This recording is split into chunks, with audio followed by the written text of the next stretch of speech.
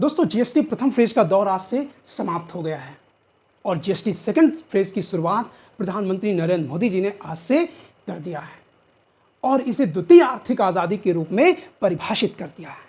अब प्रश्न ये उठता है कि क्या उन्होंने प्रथम फेज में जो उन्होंने इतना भारी भरकम टैक्स लगाया था उसी की आज़ादी मना रहे हैं? और फिर जीएसटी प्रथम फेज की जिस तरीके से उन्होंने तारीफ की कि लोगों को किस तरीके से लाभ मिला, क्या वाकई में वो लाभ मिला? जीएसटी प्रथम फेज में 4 स्लैब में जो टैक्स का करारोपण किया गया, आखिर वो किस पर भारी पड़ा? क्या जीएसटी से असंगठित मजदूर, बीड़ी बनाने वाले, रिक्शा चलाने वाले, ओवरब्रिज के नीचे रहने वाले, बेरोजगार, पढ़े लिखे युवा, आखिर उनको क्या लाभ मिला? आइए जीएसटी के बारे में हम बात करेंगे कि किस तरीके से प्रधानमंत्री नरेंद्र मोदी जी ने जीएसटी के माध्यम से इस देश की अर्थव्यवस्था में जो सूक्ष्म और लघु उद्योग हैं, किस तरीके से उनकी कमर तोड़ दी, अर्थात वो धीरे धीरे क्या हो गए, बहुत ही कमजोर पड़ गए। आइए इन्हीं मुद्दों पर हम लोग बात करते हैं। यदि वाकई में नरेंद्र मोदी जी के कार्यों को समझना चाहते हैं तो दोस्तों, 2014 में जब प्रधानमंत्री नरेंद्र मोदी सत्ता में आए तो उन्होंने लगातार कई योजनाओं की घोषणा कर दी और उन योजनाओं में सबसे बेहतरीन योजना थी प्रधानमंत्री मुद्रा योजना। वाकई में इस योजना द्वारा इस देश की तस्वीर बदल सकती थी, लेकिन नरेंद्र मोदी जी ने इस योजना को ही बर्बाद कर दिया। यहाँ तक कि इस योजना के तहत जिन युवाओं ने लोन लिया वो भी पूरी तरीके से बर्बाद हो गए। आइए देखते हैं कैसे। दरअसल में ये एक ऐसी योजना थी जिसके माध्यम से छोटे व्यवसायियों, दुकानदार, रेहड़ी पटरी वाले, किसान, जो असंगठित मजदूर थे, उनको बिना गारंटी के ऋण मिल सकता था। क्योंकि जब भी आप ऋण लेने जाओगे बैंक में, आपको कुछ ना कुछ गिरवी रखना पड़ेगा। लेकिन ये जो 3 लोन की शुरुआत की गई वो कैसे थे? बिना गारंटी के। वाकई में ये योजना क्रांति ला सकती थी, इस देश की गरीबी को मिटा सकती थी। लेकिन इस योजना के साथ क्या हुआ, फिर आगे जीएसटी के माध्यम से क्या हुआ, उन सारे मुद्दों पर हम लोग बात करेंगे। मुद्रा लोन 3 श्रेणियों में बांटा गया, जिसमें शिशु लोन, किशोर लोन, तरुण लोन। शिशु लोन 50,000 तक था, किशोर लोन 50,000 से 5 लाख था और तरुण लोन 5 लाख से 10 लाख था। यानी आप सूक्ष्म उद्योगों की शुरुआत यहाँ से आसानी से आप कर सकते थे, यानी एक स्टार्टअप आप कर सकते थे। और सरकार द्वारा इसमें कुछ काम भी किया गया। 1,32,954 और अगले उस सत्र में 1,75,312 रुपये लोन का वितरण किया गया। लेकिन इसी लोन के वितरण के बाद ही इस देश में एक घातक आर्थिक प्रहार किया गया और वो था नोटबंदी। और इस नोटबंदी ने जिस तरीके से लोगों की कमर तोड़ दी, आर्थिक रीढ़ तोड़ दी, उसके माध्यम से छोटे लघु सूक्ष्म उद्योगपति आगे बढ़ ही नहीं पाए। क्योंकि इसमें 500, 1000 के पुराने जो नोट थे उनको क्या कर दिया? बंद कर दिया, इलीगल टेंडर करार दिया। कब? 8 नवंबर 2016 को। जाहिर सी बात है, मार्केट से लगभग 86% मुद्रा क्या हो गई? गायब हो गई। तो जो लोग सूक्ष्म उद्योगों की शुरुआत कर रहे थे उनके पास मटेरियल बेचने को तो था, लेकिन कोई खरीदार नहीं था। परिणामतः जो लोगों ने लोन लिया था वो कर्ज के बोझ से दब गए और पूरी तरीके से उनकी रीढ़ टूट गई, यानी वो अर्थव्यवस्था में जिंदा नहीं रह सके। अब प्रश्न आता है, ये आखिर ये नोटबंदी लाई क्यों गई थी? ये समझना बहुत जरूरी है। दोस्तों, आप सबको पता है इस देश में vote for note, note for vote चलता है, ठीक है ना? तो 2000 मई 2017 में उत्तर प्रदेश के विधानसभा के चुनाव होने थे और सारी पार्टियां चुनाव की तैयारी कर रही थी। और इसी बीच नोटबंदी में इस देश को झोंक दिया गया, सिर्फ चुनाव जीतने के लिए। उन्हें पता था कि अन्य पार्टियों का पैसा जब्त हो जाएगा, क्योंकि कोई लेगा नहीं तो उसको बैंक में जमा करना पड़ेगा, और हुआ भी यही।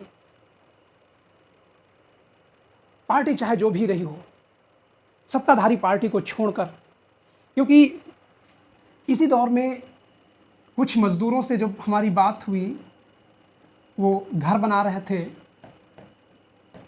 तो हमने उनसे पूछा कि ये भगवा गमछा डाले क्यों घूम रहे हो, क्योंकि कई मजदूर, लगभग सभी मजदूर डाले हुए थे, इसलिए पूछना पड़ा कि आखिर ये भगवा गमछा कहाँ से आया।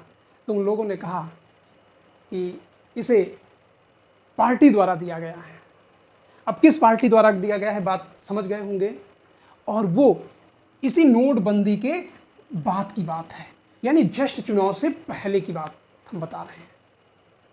यानी जो सत्ताधारी पार्टी थी, उसने जो लोगों के पास वितरण करना था उसको वितरण कर दिया, बाकी लोगों के पैसे को बर्बाद कर दिया, और नोटबंदी से उन्होंने क्या किया, उत्तर प्रदेश के विधानसभा के चुनाव को जीत लिया, क्योंकि अब उनके पास बैनर पोस्टर तक का छपवाने का पैसा नहीं बचा था। खैर, लेकिन इसका परिणाम ये हुआ, नोटबंदी का परिणाम यही नहीं रुका, आगे भी बढ़ा। समझिएगा, ये जब आगे बढ़ा तो जो छोटे छोटे उद्योगपति थे, मंझोले उद्योग, सूक्ष्म उद्योग, क्योंकि इनको बड़ा सहारा देने की ज़रूरत होती है, और जब ये ग्रोथ हो जाते हैं, बड़ी कंपनी बन जाती है, तो ये बहुत भारी भरकम कमाते और लोगों को वेतन भी अच्छा खासा देते हैं। लेकिन शुरुआती दौर में सरकार को सहारा देने की ज़रूरत थी। लेकिन इस नोटबंदी ने क्या किया, पूरे देश की अर्थव्यवस्था को बर्बाद कर दिया, क्योंकि सूक्ष्म और लघु उद्योग इस देश में सबसे ज़्यादा रोजगार प्रदान करते हैं। तो उसके बाद फिर अगला कदम आता है जीएसटी का। आपने सबने देखा होगा कि किस तरीके से लोग बैंकों में लग लग के अपने पैसों को जमा किया, भारी भरकम लाइन, और वहाँ पर लड़ाई झगड़े, बहुत सारी चीज़ें हुई, लाठी डंडे सब चले। खैर, युवा उत्साहित हैं, इनसे कहा गया कि देश के सैनिक देश की रक्षा करने के लिए बर्फीले पहाड़ियों में, रेगिस्तानों में, जंगलों में भूखे पड़े रहते हैं, और तुम खाना खा के लाइन नहीं लगा सकते हो। देशभक्त खड़े हैं कतार में। युवाओं के अंदर उत्साह हो गया, नहीं, देश की आज़ादी के लिए बर्बाद कर दिया नोटबंदी ने। आइए आगे देखते हैं इस नोटबंदी का आर्थिक प्रभाव किस तरीके से उद्योगों पर पड़ा। उसके बाद सरकार एक नया कानून ले आई, जिसको हम GST, goods and service tax कहते हैं। ये 1 जुलाई 2017 पे लागू कर दी गई, और इसमें मुख्य स्लैब कई प्रकार के बनाए गए, और उन चीज़ों को समझिएगा कि ये कौन कौन से स्लैब थे और सरकार ने क्या किया। पहला था शून्य कर, यानी किन वस्तुओं पर शून्य कर लिया गया, यानी नहीं लिया गया। अब देखिएगा, सरकार उन्हीं वस्तुओं पर शून्य कर लगाई, उसको 2 तरीके से परिभाषित किया जा सकता है। एक तो कि जिनमें लगाना संभव नहीं था, जैसे अंडे, मुर्गी ने अंडे दिए, उसे कौन गिनने जाएगा, कहाँ की मुर्गी ने अंडे दिए, तो इस पर टैक्स लगना इतना आसान नहीं था, तो इसको छोड़ दिया गया, क्योंकि गरीब और मजदूरों से संबंधित भी था। दूध कौन निकाल के बेच लिया, कितना दूध हुआ, किस गाय ने आज दूध ज़्यादा दिया, किसने कम दिया, इसका मेजरमेंट हो पाना बहुत मुश्किल था। दालें, अनाजे, ताज़ा फल सब्जियां कहाँ से बेच ली जाएंगी, तो इन पर टैक्स क्या कर दिया गया, छूट लगा दी गई। जबकि जो 5% वाले थे, चीनी उद्योग से होगी, चाय उद्योग से, काफ़ी उद्योग से, खाने का तेल, पैकेट, खाद, इन सब में कितना 5% का टैक्स लगा दिया गया। और ये छोटे छोटे उद्योग होते हैं, बहुत बड़े उद्योग नहीं होते हैं, तो इनमें जब 5% का टैक्स लगा दिया गया, तो जाहिर सी बात है ये टैक्स की वसूली किससे होगी, उपभोक्ता से होगी। फिर आगे चल के कुछ 12% का स्लैब देखने को मिला, 18% का स्लैब देखने को मिला, और 28% को स्लैब देखने को मिला। वो सभी आप लोग जानते हैं कि किस तरीके से लग्जरीज में, गाड़ियों में, तंबाकू के उत्पाद में, सिगरेट में, खैर लगना भी चाहिए, ये तो लोग मौज मस्ती के लिए पीते हैं तो उसमें लगे कोई दिक्कत नहीं। लेकिन जो गरीबों की वस्तुएं हैं, कम से कम छोटे छोटे उद्योगों की जो शुरुआत होती है, सूक्ष्म लघु उद्योग, उनको बचाने की ज़रूरत होती है, लेकिन सरकार ने ऐसा नहीं किया। आइए देखते हैं।